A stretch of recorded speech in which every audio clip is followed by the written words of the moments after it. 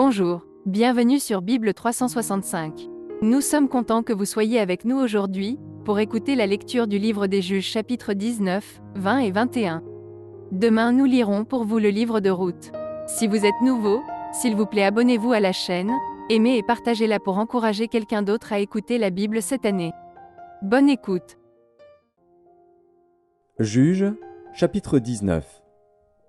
Dans ce temps, où il n'y avait point de roi en Israël, un Lévite, qui séjournait à l'extrémité de la montagne d'Éphraïm, prit pour sa concubine une femme de Bethléem de Juda. Sa concubine lui fit infidélité, et elle le quitta pour aller dans la maison de son père à Bethléem de Juda, où elle resta l'espace de 4 mois. Son mari se leva et alla vers elle, pour parler à son cœur et la ramener. Il avait avec lui son serviteur et 2 ânes. Elle le fit entrer dans la maison de son père. Et quand le père de la jeune femme le vit, il le reçut avec joie.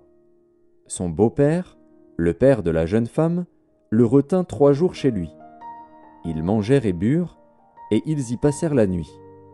Le 4e jour, ils se levèrent de bon matin, et le Lévite se disposait à partir. Mais le père de la jeune femme dit à son gendre, « Prends un morceau de pain pour fortifier ton cœur. Vous partirez ensuite. » Et ils s'assirent, et ils mangèrent et burent eux 2 ensemble. Puis le père de la jeune femme dit au mari, « Décide-toi donc à passer la nuit, et que ton cœur se réjouisse. » Le mari se levait pour s'en aller, mais, sur les instances de son beau-père, il passa encore la nuit. Le 5e jour, il se leva de bon matin pour partir. Alors le père de la jeune femme dit, « Fortifie ton cœur, je te prie, et restez jusqu'au déclin du jour. » Et ils mangèrent eux 2. Le mari se levait pour s'en aller, avec sa concubine et son serviteur.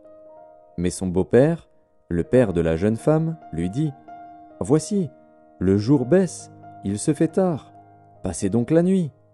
Voici, le jour est sur son déclin, passe ici la nuit, et que ton cœur se réjouisse. Demain vous vous lèverez de bon matin pour vous mettre en route, et tu t'en iras à ta tente. » Le mari ne voulut point passer la nuit, il se leva et partit. Il arriva jusque devant Jébus, qui est Jérusalem, avec les 2 ânes bâtés et avec sa concubine. Lorsqu'ils furent près de Jébus, le jour avait beaucoup baissé. Le serviteur dit alors à son maître, « Allons, dirigeons-nous vers cette ville des Jébusiens, et nous y passerons la nuit. » Son maître lui répondit, « Nous n'entrerons pas dans une ville d'étrangers, où il n'y a point d'enfants d'Israël, nous irons jusqu'à Gibéa. » Il dit encore à son serviteur, « Allons, approchons-nous de l'un de ces lieux, Gibéa ou Rama, et nous y passerons la nuit. » Ils continuèrent à marcher, et le soleil se coucha quand ils furent près de Gibéa, qui appartient à Benjamin. Ils se dirigèrent de ce côté pour aller passer la nuit à Gibéa. Le Lévite entra, et il s'arrêta sur la place de la ville. Il n'y eut personne qui les reçût dans sa maison pour qu'ils y passassent la nuit. Et voici, un vieillard revenait le soir de travailler au champ. Cet homme était de la montagne d'Éphraïm, il séjournait à Gibéa, et les gens du lieu étaient benjamites. Il leva les yeux et vit le voyageur sur la place de la ville.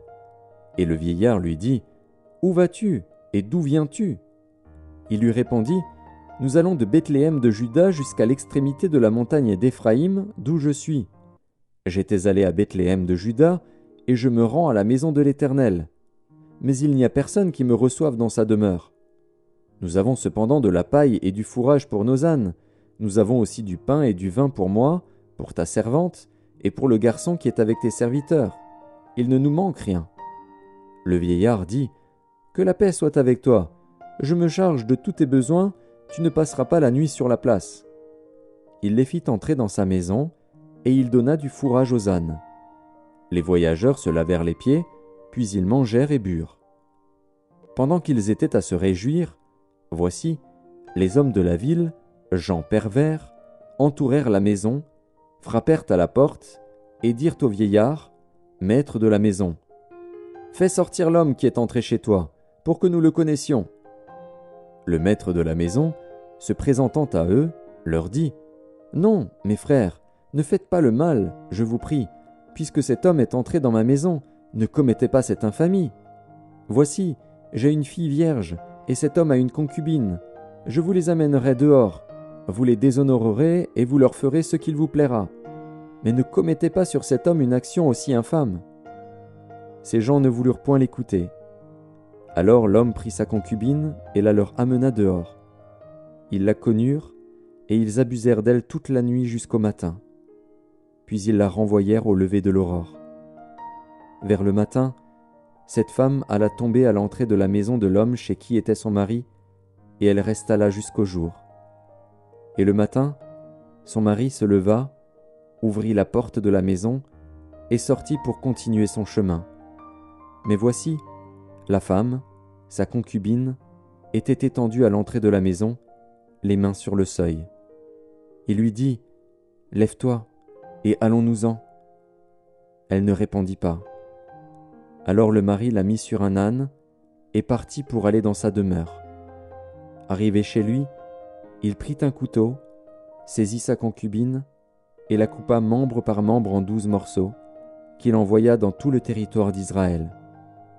Tous ceux qui virent cela dirent : « Jamais rien de pareil n'est arrivé et ne s'est vu depuis que les enfants d'Israël sont montés du pays d'Égypte jusqu'à ce jour. Prenez la chose à cœur, consultez-vous et parlez. » Juges, chapitre 20. Tous les enfants d'Israël sortirent, depuis Dan jusqu'à Beer-Shéba et au pays de Galaad, et l'assemblée se réunit comme un seul homme devant l'Éternel, à Mitzpa. Les chefs de tout le peuple, toutes les tribus d'Israël, se présentèrent dans l'assemblée du peuple de Dieu. 400 000 hommes de pied, tirant l'épée. Et les fils de Benjamin apprirent que les enfants d'Israël étaient montés à Mitzpa. Les enfants d'Israël dirent : « Parlez, comment ce crime a-t-il été commis ?» Alors le Lévite, le mari de la femme qui avait été tuée, prit la parole et dit : « J'étais arrivé, avec ma concubine, à Gibéa de Benjamin, pour y passer la nuit. Les habitants de Gibéa se sont soulevés contre moi et ont entouré pendant la nuit la maison où j'étais. Ils avaient l'intention de me tuer et ils ont fait violence à ma concubine et elle est morte. J'ai saisi ma concubine et je l'ai coupée en morceaux que j'ai envoyée dans tout le territoire de l'héritage d'Israël. Car ils ont commis un crime et une infamie en Israël. Vous voici tous, enfants d'Israël, consultez-vous et prenez ici une décision. » Tout le peuple se leva comme un seul homme, en disant : « Nul de nous n'ira dans sa tente, et personne ne retournera dans sa maison.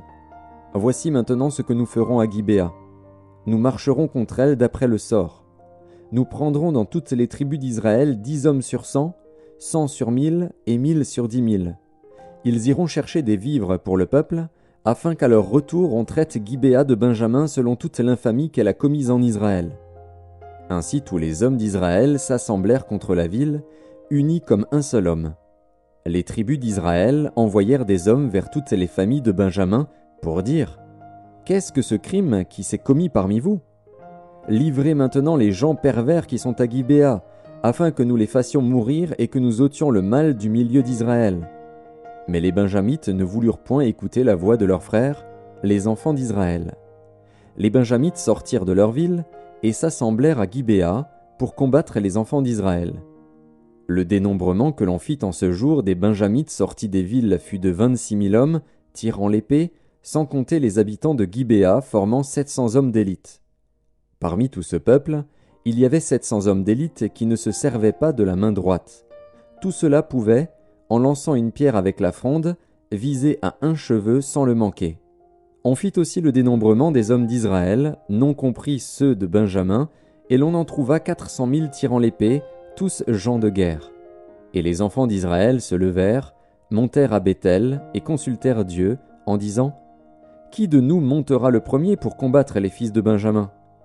L'Éternel répondit : « Juda montera le premier. » Dès le matin, les enfants d'Israël se mirent en marche, et ils campèrent près de Gibéa. Et les hommes d'Israël s'avancèrent pour combattre ceux de Benjamin, et ils se rangèrent en bataille contre eux devant Gibéa. Les fils de Benjamin sortirent de Gibéa, et ils étendirent sur le sol ce jour-là 22 000 hommes d'Israël. Le peuple, les hommes d'Israël reprirent courage, et ils se rangèrent de nouveau en bataille dans le lieu où ils s'étaient placés le premier jour. Et les enfants d'Israël montèrent, et ils pleurèrent devant l'Éternel jusqu'au soir. Ils consultèrent l'Éternel en disant : « Dois-je m'avancer encore pour combattre les fils de Benjamin, mon frère ?» L'Éternel répondit : « Montez contre lui. » Les enfants d'Israël s'avancèrent contre les fils de Benjamin le second jour. Et ce même jour, les Benjamites sortirent de Gibéa à leur rencontre, et ils étendirent encore sur le sol 18 000 hommes des enfants d'Israël, tous tirant l'épée. Tous les enfants d'Israël et tout le peuple montèrent et vinrent à Béthel. Ils pleurèrent et restèrent là devant l'Éternel, ils jeûnèrent en ce jour jusqu'au soir, et ils offrirent des holocaustes et des sacrifices d'action de grâce devant l'Éternel. Et les enfants d'Israël consultèrent l'Éternel, c'était là que se trouvait alors l'arche de l'alliance de Dieu, et c'était Phiné, fils d'Éléazar, fils d'Aaron, qui se tenait à cette époque en présence de Dieu, et ils dirent : « Dois-je marcher encore pour combattre les fils de Benjamin, mon frère, ou dois-je m'en abstenir ?» L'Éternel répondit : « Montez, car demain je les livrerai entre vos mains. » Alors Israël plaça une embuscade autour de Gibéa. Les enfants d'Israël montèrent contre les fils de Benjamin le 3e jour, et ils se rangèrent en bataille devant Gibéa, comme les autres fois. Et les fils de Benjamin sortirent à la rencontre du peuple, et ils se laissèrent attirer loin de la ville. Ils commencèrent à frapper à mort parmi le peuple, comme les autres fois, sur les routes dont l'une monte à Béthel et l'autre à Gibéa par la campagne, et ils tuèrent environ 30 hommes d'Israël.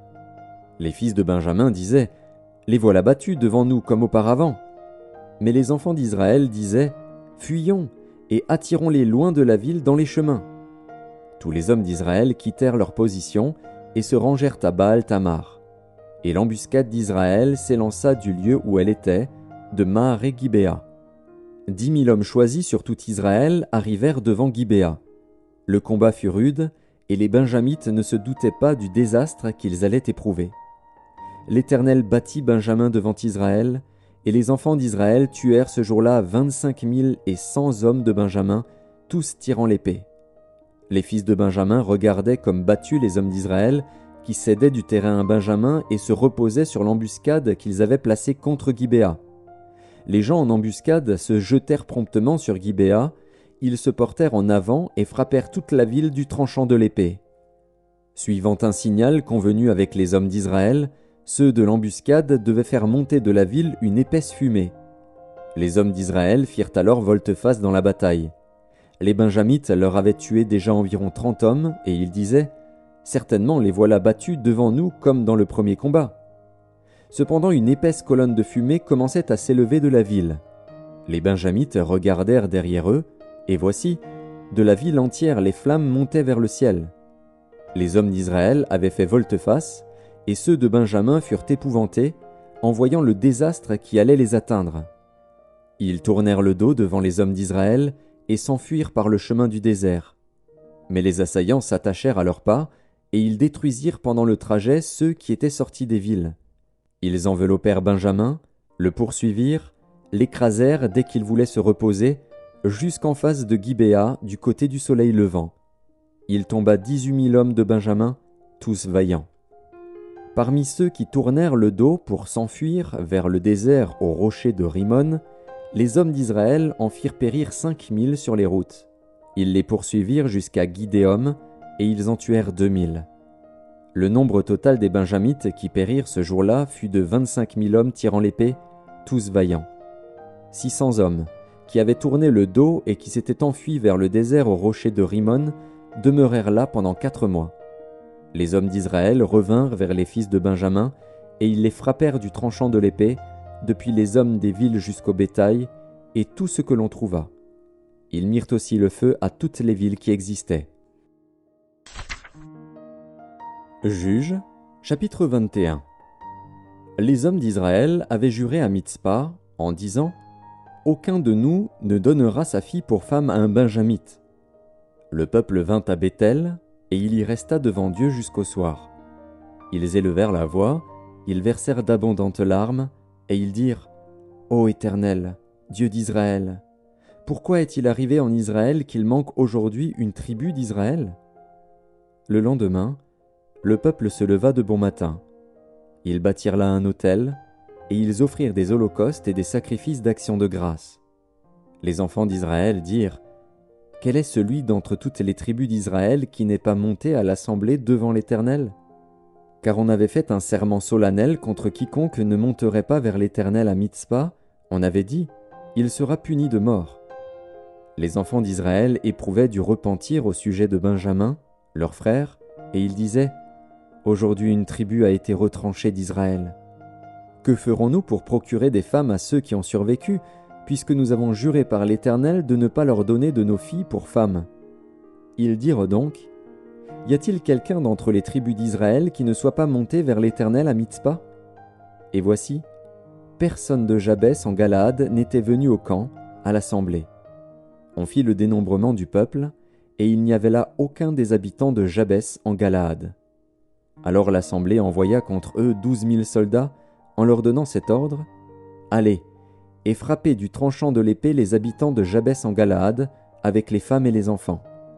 Voici ce que vous ferez : vous dévouerez par interdit tout mâle et toute femme qui a connu la couche d'un homme. » Ils trouvèrent parmi les habitants de Jabès en Galaad 400 jeunes filles vierges qui n'avaient point connu d'homme en couchant avec lui, et ils les amenèrent dans le camp à Silo, qui est au pays de Canaan.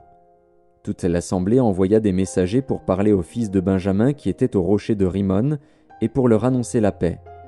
En ce temps-là, les Benjamites revinrent, et on leur donna les femmes à qui l'on avait laissé la vie parmi les femmes de Jabès en Galaad.